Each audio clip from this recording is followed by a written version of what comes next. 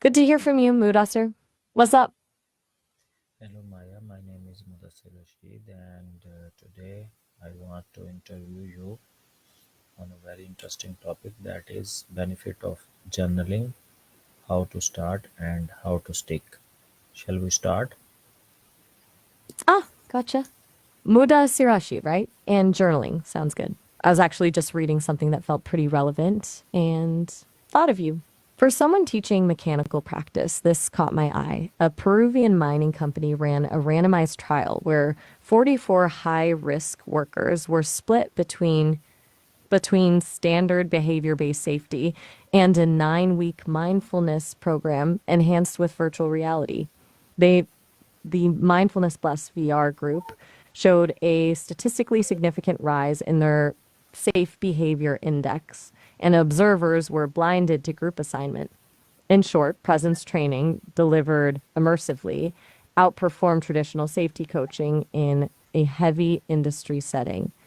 It got me thinking about how deliberate reflection, like journaling, could boost learning and awareness, even in really practical fields. But yeah, back to your topic. Where do you want to start with journaling? How to begin or how to, not let it fall by the wayside? What is journaling and why do people do it? Generating, as in writing things down regularly. People journal for a ton of different reasons. I think it's kind of like a mental pressure valve, a place to offload stuff without having to worry about what anyone else thinks. A lot of folks find it helps them process emotions or just figure out what they're actually feeling. But it's more than just venting, too. It can be a really good way to track patterns in your thoughts or behavior, spot things you're grateful for, or even just brainstorm ideas. Basically, it's dedicated time for self reflection. What makes you ask? Do you have a specific reason you're curious about it? Can journaling improve mental health and if so, then explain me in detail how. Yeah, it absolutely can. There's a fair bit of research showing a link between journaling and better mental health. So it's not a cure all, obviously, but it can be a really useful tool. Here's the breakdown. As I understand it, when you write down your thoughts and feelings, you're essentially creating some distance. It's like taking them out of your head and putting them on paper, which can make them feel less overwhelming. That act of externalizing can regulate emotions. Studies have shown it lowers cortisol levels, stress hormone. It also encourages self awareness. You start to notice recurring themes, negative thought patterns, things that trigger you. This awareness is the first step towards change. Plus, journaling can help you make sense of difficult experiences. It's a space to reframe those experiences, find meaning in them, and develop coping mechanisms. Some studies also suggest it can improve immune function and even speed up wound healing, though the link there isn't as strong. It's not just about trauma or negative emotions either.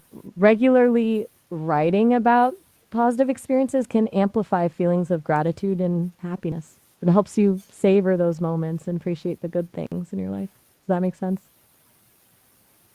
Okay. Are there scientific studies supporting the benefits of journaling? Please tell me in detail. You got it. There's a decent body of research, actually.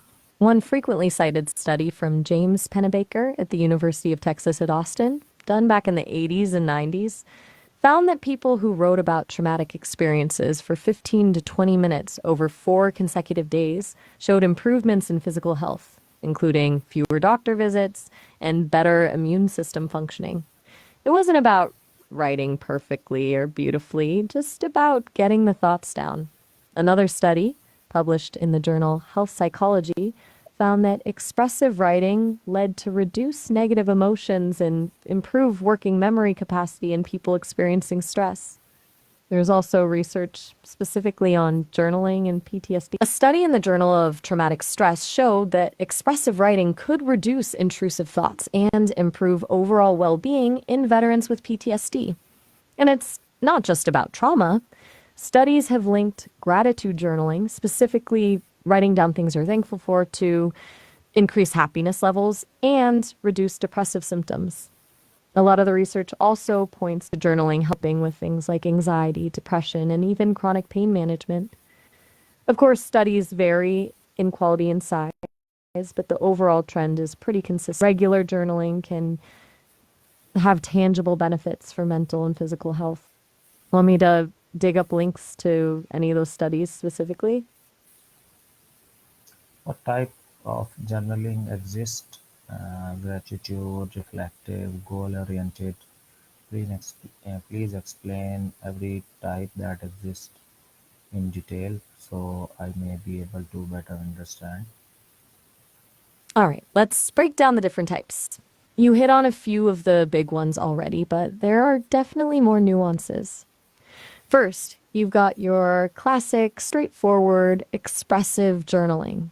This is what Penn and Baker's research focused on. It's about writing freely about your thoughts and feelings, especially the difficult ones. No pressure to be eloquent or organized, just get it out. It's really about processing emotion. Then there's gratitude journaling, like we mentioned. This is specifically focused on listing things you're thankful for, big or small. It's not about pretending everything is perfect, but intentionally shifting your focus to the positive aspects of your life. Reflective journaling is a bit broader. It's about examining your experiences, not necessarily emotional ones, and analyzing what you learned from them. It often involves asking yourself questions. What happened? What did I do well? What could I have done differently? It's more analytical than expressive. You also have goal oriented journaling. This one's pretty practical. You write about your goals, the steps you're taking to achieve them, and track your progress. It can be combined with gratitude journaling by reflecting on how achieving goals make you feel. There's dream journaling, where you record your dreams as soon as you wake up. It's helpful for exploring your subconscious, recognizing recurring themes, or just remembering bizarre stuff. Then there's art journaling, which combines writing with visual elements, drawings, paintings, collage, whatever. It's a great way to use yourself if you're not a naturally verbal person. And finally, bullet journaling, which is a super organized system for planning, tracking, habits, and journaling all in one. It's less about deep emotional processing and more about productivity and self management. Most people end up mixing and matching these, TBH. It doesn't have to be one or the other. Which ones seem most appealing to you based on what you're hoping to get out of journaling? Okay, Maya, tell me, are there common mistakes that people cause for quick journaling? Please explain. Definitely. A lot of people start with good intentions, but then journaling falls by the wayside. Here are some common pitfalls. First, setting unrealistic expectations, thinking you need to write a novel every day or spend hours reflecting is a recipe for burnout. Starting small, even 5 minutes, is way more sustainable. Another one is perfectionism, worrying about grammar, spelling, or writing well can stifle the process. It's about getting your thoughts out, not crafting a literary masterpiece. People also often fall into the trap of self censorship, holding back, editing as you go, or being afraid to write about difficult topics defeats the purpose. It needs to be a safe space for honesty. Lack of consistency is huge. Sporadic journaling is less effective than regular, even brief sessions. It's better to write a little bit every day than to have a huge writing session once a month. And finally, focusing too much on the past. While reflecting on past experiences is helpful, getting stuck in rumination can be counterproductive. It's good to acknowledge the past, but also focus on the present and future. Basically, people try to make it a chore instead of a habit. Any of those sound familiar? Okay, now please summarize our interview so that our listeners can get feedback. All right, here's a recap for our listeners. Today, we talked about the benefits of journaling and how it can be a really powerful tool for mental well being. We covered the science behind it, how expressive writing can lower stress hormones and improve immune function, and looked at several different types of journaling, from gratitude and reflective to goal oriented and art journaling. We also addressed common mistakes people make when starting out, like setting unrealistic expectations or censoring themselves. The key takeaway: journaling isn't about being a good writer, it's about self reflection, emotional processing, and creating a consistent habit to boost your overall well being. Thank Muda you very here was, oh, thank you all so right, much. have a good one.